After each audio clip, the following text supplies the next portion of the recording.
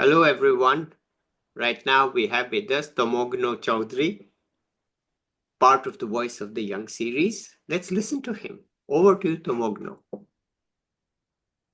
Hello, everybody. First of all, I would really thank Shubodh sir for giving me this opportunity and this platform to speak out and to express and whatever I feel and how I want to be. It's indeed an honor for me to be on this platform. A bit of an introduction for myself. I am Tamoghna Chowdhury. I hail from Calcutta and I am currently a second year economics undergraduate student at Hindu College, University of Delhi. I would like to talk a bit about my academic journey up till now so far. So, as I said, I am from Calcutta. I Yeah. come from Don Bosco School, which is Mm-hmm. an ISC board school. Yeah. And my class two, which is in class 11 and 12, I had humanities with maths and economics. That was my educational background. Now, why economics all of a sudden out of so many liberal arts and out of so many subjects? That's a very interesting tale because initially, while I was in class 11, I had a succinct inclination towards studying English as a liberal arts. So, why economics? The entirety of my class 11, I did not have had this choice that I would study economics per se. But when I was in class 12, and for the first time, I was introduced to the proper economic theories and the facets, be it microeconomic theories. I learned the theories of demand, supply, consumer behavior, to some extent producer behavior of that sort, the very basics of it. That is what sparked my interest. A small anecdote, which I would say was when I was in class 8 and I was reading history, I heard about the Great Depression of 1929 for the first time. That was one thing back in class 8 which had sparked an interest about economics in me. And I was like, okay, so I would read a bit more about it if I get a chance to. I read about the Great Depression in my class 12 after I came across all of these theories, and I could understand the tad bit of what are the factors that caused the Great Depression. Then I heard about the 2008 financial crisis, the two biggest economic crises that are considered in the human history. And I tried to find if there is any kind of, recurrence of the factors, if there is any similarities between the two factors, like what were the mistakes which the humankind had kind of done again, which led to recurrence of such an economic apocalypse, if I could use that word. And that sparked further interest in me. And gradually, then I gave my board exams, my IUC exams, and then I started studying for CUET, which was back then my batch was the second batch to appear for the CUET UG exams. And then again, and I appeared for it. The results came out, and I was given Hindu College. I was allocated that, and from then on, it has been a roller coaster ride for me to say the to study this discipline of economics has been both very enjoyable and challenging sometimes. Now, since I did have a quantitative exposure and background, I did not have any problem in that sort.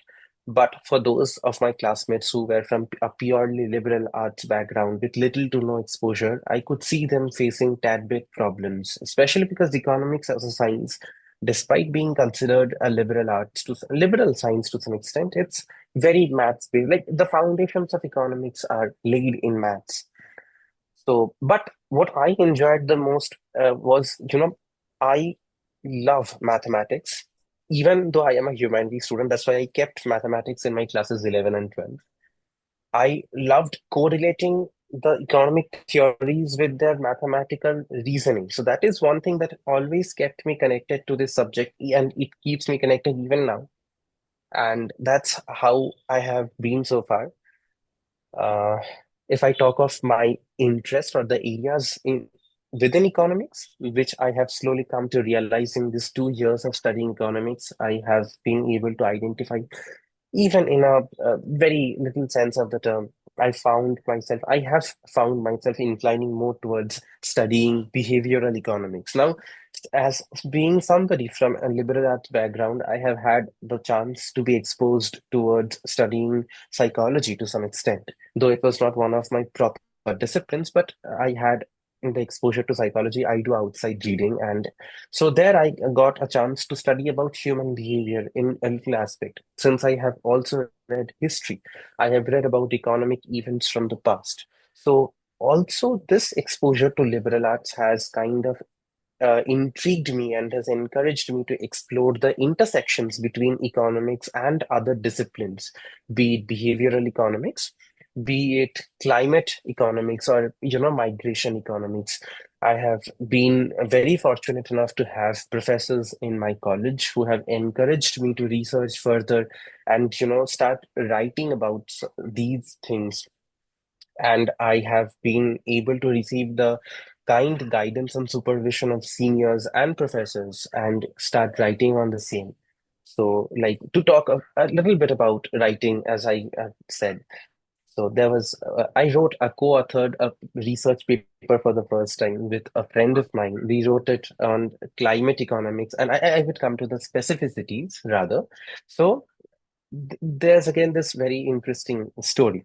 So, as I'm from Calcutta, it was October 2024, and I was returning back home from Delhi to Calcutta due to the onset of a mid-semester break. Mhm. Now, Cyclone Dana had just hit Odisha back then in October 2024. And so my flight got cancelled. My Delhi to Kolkata flight got cancelled. So I had to schedule a later flight. Now, while I was on the flight, there's this otherwise insignificant question, which now I think was so significant back then. But I thought if me being somebody who stays as far as in Delhi could be indirectly impacted economically, in the sense I had to rebook a ticket, I had to spend some extra amount of money as a repercussion of this cyclone, or to say this climatic disaster? What about the economic repercussions on those people who stayed directly at the site of the place where the cyclone hit? So that was this little idea, very vague idea, which I had in mind. Then I talked to a friend of mine, and both of us thought, okay, you know what? Then we did a bit of a research and study if there has been previous work about the same, about any economic study of climatic disasters and its impact on the fisher folk communities of Odisha, the marginalized communities, the coastal communities. And we found that even though there has been qualitative study, there has not been quantitative or economic study as such. So that is what sparked our interest further, and we took a step ahead. We started researching about the same. And that was what our research paper was about. We presented that paper at Miranda House in a competition, in a paper presentation competition, and fortunate enough to receive the kind guidance and, the perspectives of the judges who were very experienced, and we learned a lot. Uh, Gaining a position in that competition was a brownie point, but like that was my first paper presentation. To come to my interests now, I have, being an economic student, I have found myself always inclining to academia, the research dimension, the research thing.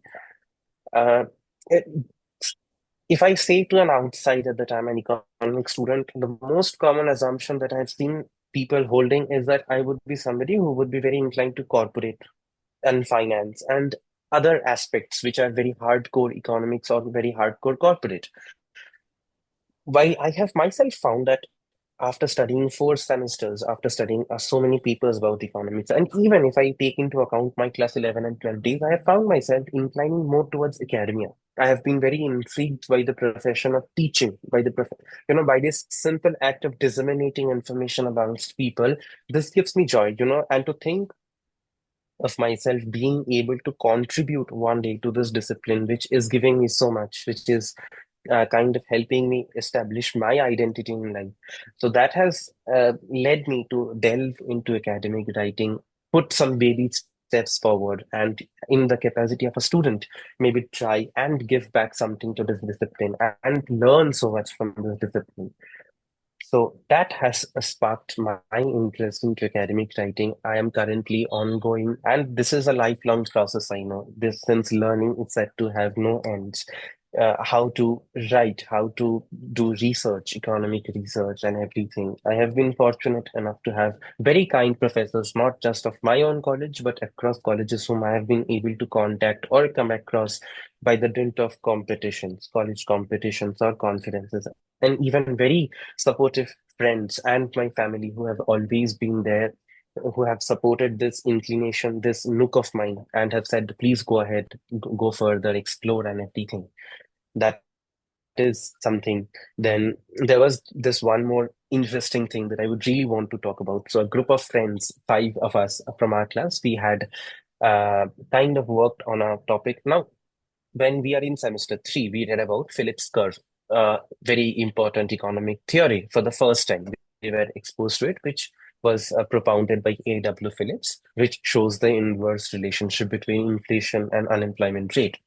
Now, as a part of our continuous assessment, we were told to do a group presentation, anything related to that. So, five of us, of our classmates as a group, we did a literature review of Phillips curve, and we found a very interesting thing that the Phillips curve has shown a flattening trend in the recent past in the developed economies of the world, US, Canada being main examples, Turkey and Mexico being a few others.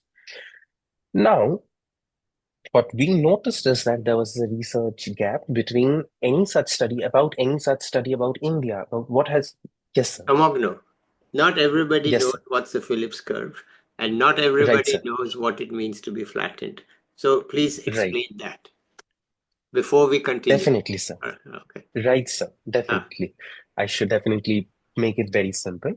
So, Phillips curve is a economic curve which shows an inverse relationship between the unemployment rate and inflation rate of an economy. Now, this was initially propounded by A.W. Phillips. He was an economist who was teaching at London School of Economics when he first discovered this proposition. Now, what he did was he collected data on inflation and unemployment of 100 years in Britain, and then he found this theory. What this theory basically posits is that the any economy faces a trade-off between inflation and unemployment. To say that is, if a country or an economy wants to reduce its unemployment rate, it has to be open to accepting high rates of inflation, and vice versa. If it wants to reduce inflation rates, it has to accept high unemployment levels. Now, this is what the first basic Phillips curve was all about. This is what it propounded. Thereafter, the Phillips curve has gone major evolutions. We have had the theory of rational expectations. We have had the new Keynesian Phillips curve and hybrid new Keynesian Phillips curve, which have had added to this theory, which have now, they have added the role of rational expectations, the role of expectations in anchoring the inflation rate. So now these are all very new theories which have kind of shaped the Phillips curve to the current Phillips curve that we have all over the world. This is, in a nutshell, what Phillips curve is all about. It is an inverse, which means it is a downward sloping curve that shows the negative relationship between inflation rate and unemployment rate. Now, this Phillips curve has shown a flattening trend in the sense, say, for example, if the Phillips curve is like this, it has become flattened. It has almost become a horizontal line for the developed economies of the world, like the US, which implies that even with there would be no change in the inflation rate of that country, or to say a negligible change in the inflation rate, even with changes in unemployment rate. That was what these countries have tended to show in the recent past. So that was one thing we observed, which intrigued us, and we had done a small paper, presentation, group presentation in class. Now, our professor of macroeconomics was very intrigued by that, and she said, "You know what? Do not stop over here. Do not conclude this study just as a part of a class presentation. Instead, please go forward, research further about it, and see if you can, find out something about India's case." Now, from India, we have had Rohit Azad and Anupam Das, who were alumnus of JNU, who had worked on the factor of globalization and if it could have played a role in the flattening of the Phillips curve. But they had worked about it on a global scale, on a global economy, not specifically related to India. So we kind of tried to find out if this has been the case for India as well, as in whether the Phillips curve of India has also shown a flattening trend. While studying this, now our study was had a lot of limitations given the fact that we were just fourth semester students. We were just introduced to econometrics and econometric modeling. So everything that we did had to come with assumptions and its drawbacks, that we had to assume linear relationships between the variables. We had to hold a lot of things constant while studying, which the real world does not hold. Now, even then, we observed a very interesting and intriguing phenomenon. Post liberalization in India, which was the 1991 economic liberalization, which was introduced by Dr. Manmohan Singh, who was the then finance minister. The Phillips curve of India has shown a downward trend, which is in line with the original Phillips curve theory and assumption. But post 2000, 2000 to 2016, if I speak of specifically during this period, the Phillips curve of India did show a upward trend, which means it, instead of showing a negative relationship between inflation and unemployment, it started showing a positive relationship, which means both unemployment and inflation rate were growing at the same time. Then post 2016, post 20 RBI's inflation targeting policy that it came in 2016, India's Phillips curve regained its original uh, negative downward sloping form, which is in line with the Phillips curve theory. So Hmm. these were a few interesting things that we found out. Now, I do not intend to lecture about these things, but why I said so many things is because uh, a very important advantage of this inclination that I have towards academic exploration is that it leads me to gain all of this extra knowledge, which probably our curriculum, due to paucity of time constraint and maybe not because every student might have so much interest into delving into these nooks and crannies might have, but my personal interest in research allowed me to explore these things and maybe share it with you all as well through this platform. And I'm once again thanking Subodh sir for providing me this opportunity. Now, if I speak now let me come a bit from academia and come to Tamoghna as a person, because I would like to say about that.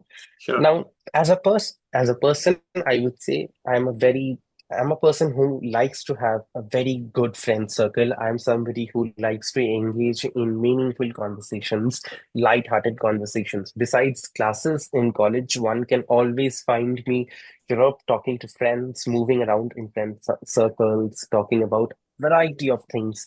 It need not always be academics. It can be about chit chats about daily affairs, about college happenings, inter-college events, and so on and so forth.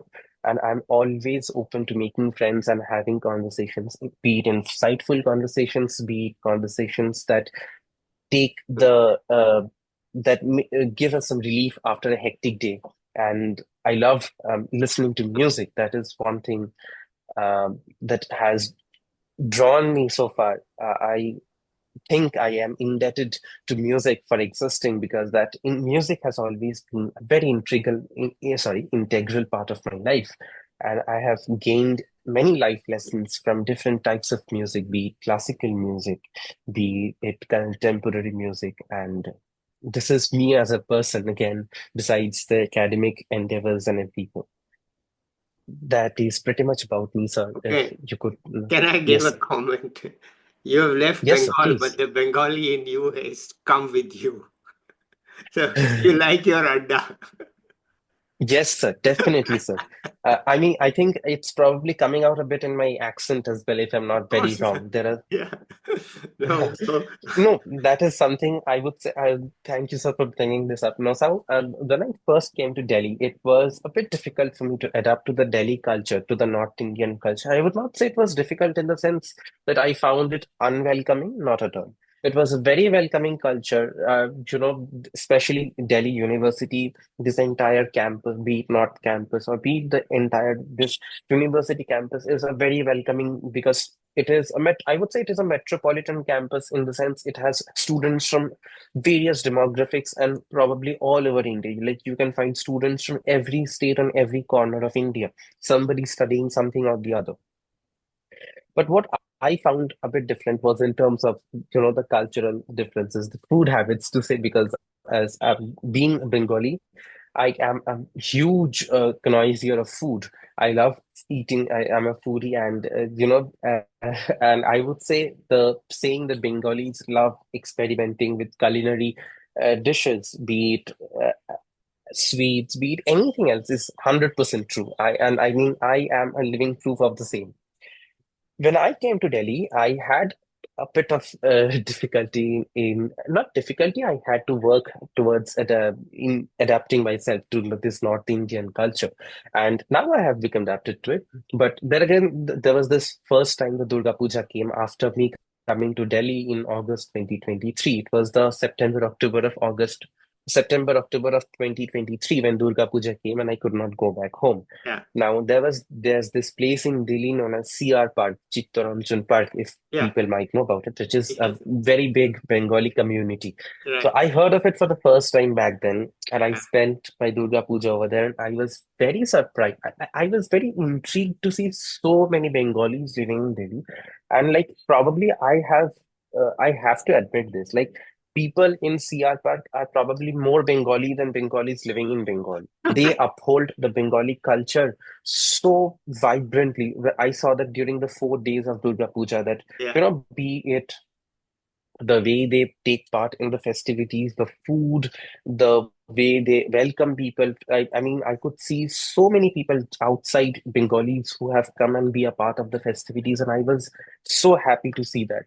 So that was one thing, and so a part of me living in Delhi is about making regular visits to CR Park to have some Bengali food amidst this university life. One can always find me maybe making a trip to CR Park once in a month or maybe once in 2 months and going about to have some good food over there. So, and Okay.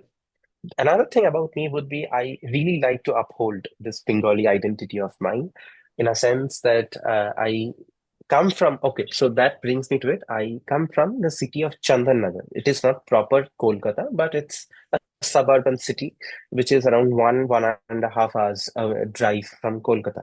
Now, why am I emphasizing on this is because this is a very historically rich city in the sense that there were two French colonies of India. One was the Pondicherry, which we know, Yeah. Puducherry, and the second was Chandanagar. So, like, to say I come from a very historical city in a sense that my city was one of the two French dominated places of India, and not we were not under the British rule per se.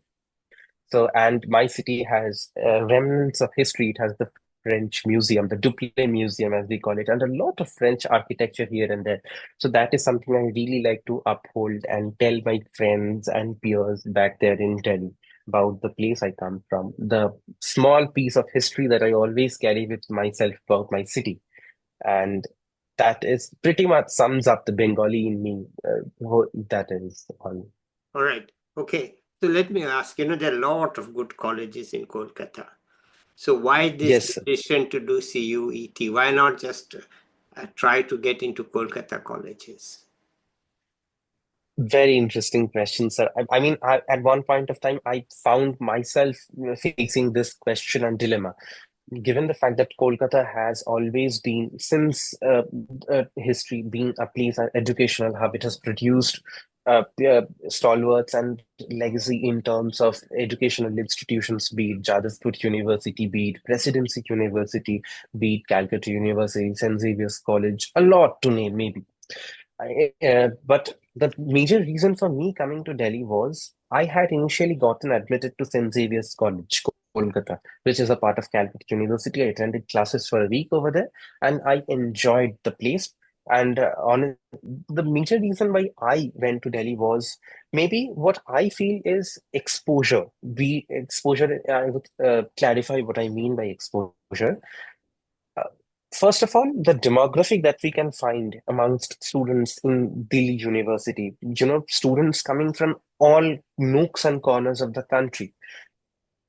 I believe no other university, or maybe a very few universities, probably have that same demographic diversification as Delhi University, which I found was majorly missing in universities and educational institutions across Kolkata.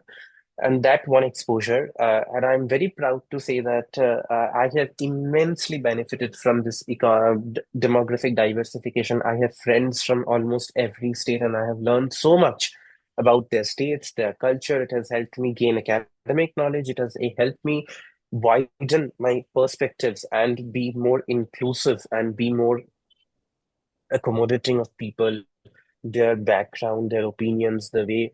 So, like, in a sense, it has made me more wholesome as a person. That was one reason for coming to Delhi. The second would be opportunities. And what I mean to say in terms of opportunities, I would like to give a very small example. Say, in terms of academic writing, as I was speaking about in the earlier part of this story, where I was saying that I got a chance to present my paper at Miranda House. Now, Delhi University has so many colleges, it has around more than 70 colleges under its name, and every college, howsoever big or small it is, has some of the other opportunities in the sense it has a magazine or a journal or competitions. Like every college, someday or the other is hosting some competition or it's having a magazine where we can kind of publish something that we write. So the encouragement, the opportunity. This is one small aspect that I'm giving in terms of when I speak of opportunities. This this is present in Kolkata, but the scale in which this is found in DU is not as the same as it is found in Kolkata or educational institutions across Kolkata. Hmm. That was another major reason I found myself appealing, being inclined to go and study in Delhi University. A third reason, and this is a bit personal reason, would be I wanted to, I had stayed in my home till class 12, and for my college life, I wanted to move out of my home in a sense.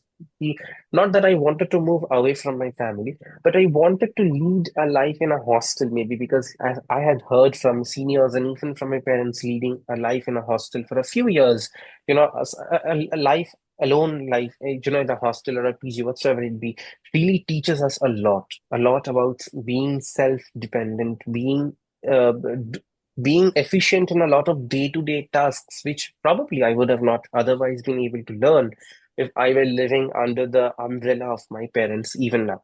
So that was another reason I wanted to get that development for myself, which is why I wanted to move out. Because if I would have been studying in any institution of Kolkata, that would not have been far enough, and I could have easily traveled to and fro every day. So I would have been basically staying back in my home only. But this decision to go to DU kind of added to that and facilitated this thing that I wanted to do for myself. So that was one more point. Okay, that's wonderful. You have told us your hobbies, your life, and all this and all. So I think we are coming to the end of this.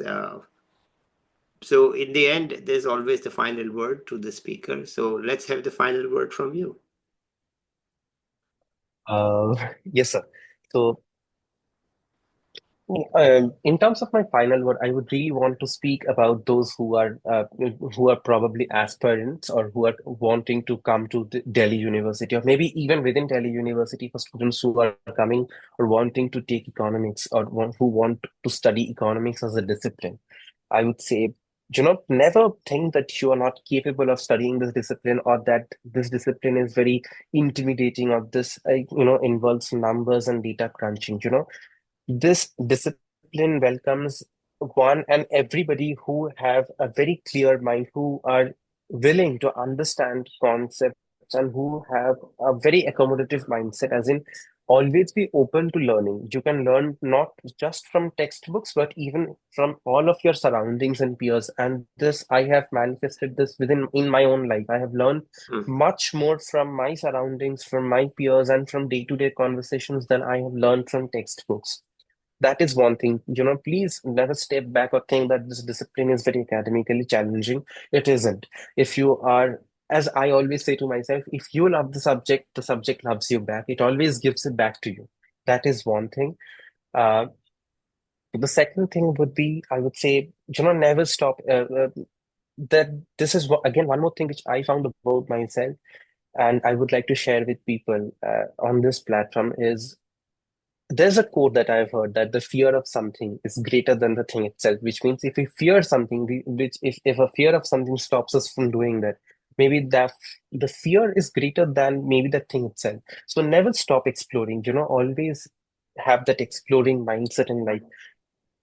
pounce on opportunities. Life has ample opportunities for all of us in every aspect. Whosoever is interested in whatever thing it is, be it corporate, be it academics, be it sports, be it extracurriculars, music, dance, anything.